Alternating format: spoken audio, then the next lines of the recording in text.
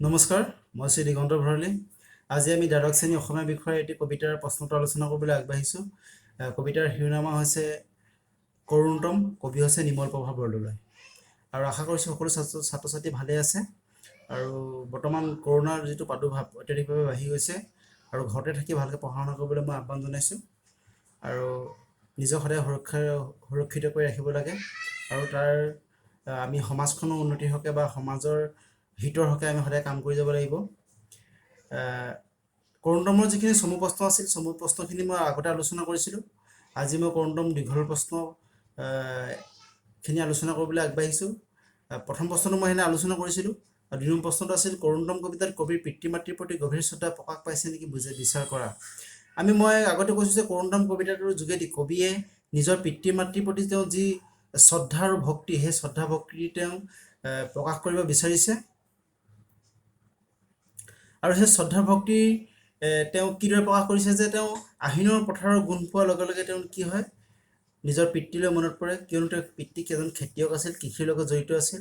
আৰু ঠিক তেনেদৰে দোকানৰ জাপ ভঙা গামোচাৰ সুবাসত তেওঁ আইলৈ মনত পৰে, কিয়নো তেওঁ মাক এগৰাকী শিপিনী আছিল। আৰু কবিৰ পাছত শংকাত ভুগিছে। তেওঁ পিতৃ মাতৃয়ে যিদৰে তেওঁৰ কাৰণে যিদৰে স্মৃতি ৰাখি থৈ গৈছে, ঠিক তেনেকৈ কবিয়ে নিজৰ সন্তানৰ কাৰণে ৰাখি থৈ যাব পৰা নাই। সেই শংকাত কবি কি হৈছে, কবিৰ মন দুখেৰে আৱৰি পৰিছে। এতিয়া প্ৰশ্নটো আছিল কৰুণতম কবিতাত কবিৰ পিতৃ মাতৃৰ প্ৰতি গভীৰ শ্ৰদ্ধা প্ৰকাশ পাইছে নেকি বিচাৰ কৰা। আমি স্পষ্টভাৱে দেখিছোঁ যে পিতৃ মাতৃৰ প্ৰতি গভীৰ শ্ৰদ্ধা স্পষ্টভাৱে প্ৰকাশ পাইছে। অতীতৰ সজীৱ প্ৰাণস্পৰ্শী স্মৃতিয়ে কবিৰ অন্তৰত দেখা দিছে।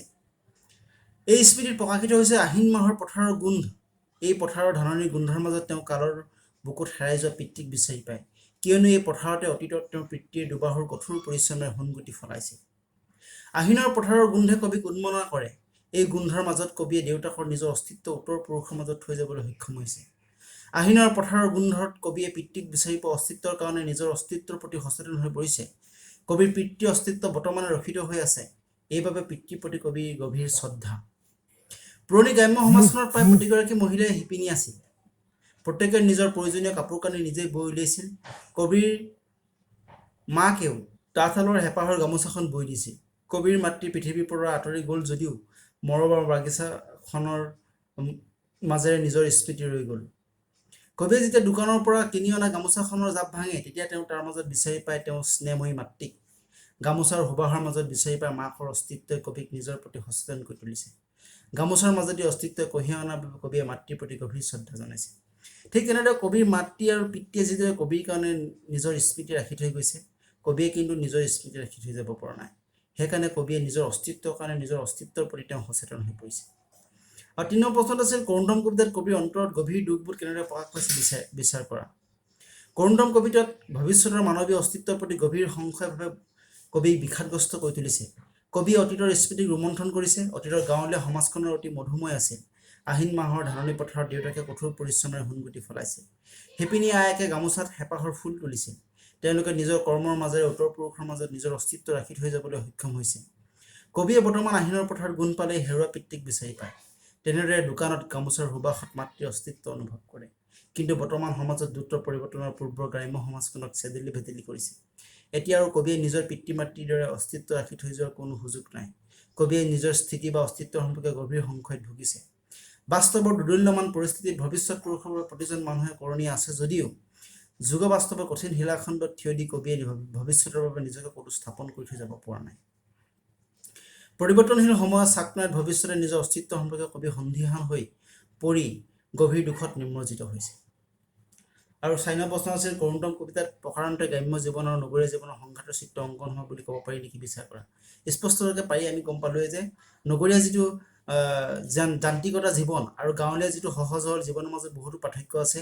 যেনেকৈ গাঁৱলীয়া সমাজত প্ৰতিপালিত হোৱা কবিয়ে নিজৰ পিতৃ আৰু মাতৃত্বৰ অস্তিত্ব কিদৰে বিচাৰি পায়, গামোচাৰ সুবাসত মাকৰ স্মৃতি যিদৰে বিচাৰি পায় বা আহিনৰ পথাৰৰ গোন্ধত দেউতাকৰ স্মৃতি যিদৰে বিচাৰি পায়, নগৰীয়া জীৱনত ঠিক তেনেধৰণৰ স্মৃতি তেওঁ বিচাৰি পাবও নোৱাৰে।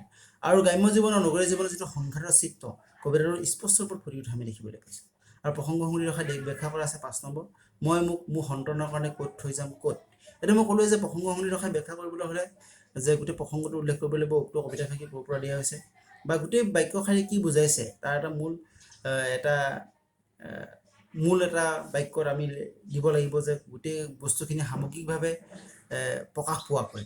আৰু কবিয়ে চিন্তিত হৈছে যে কবি নিজৰ সন্তানৰ কাৰণে যিটো স্মৃতি, সেই সন্তানৰ স্মৃতিটো কবিয়ে ক'ত ৰাখি থৈ যাব, সেইকাৰণে কবিয়ে শংকাত পৰিছে। শেষত সকলোকে আন্তৰিক অভিনন্দন জ্ঞাপন কৰি আজিলৈ ইমানতে সামৰিছোঁ। ধন্যবাদ।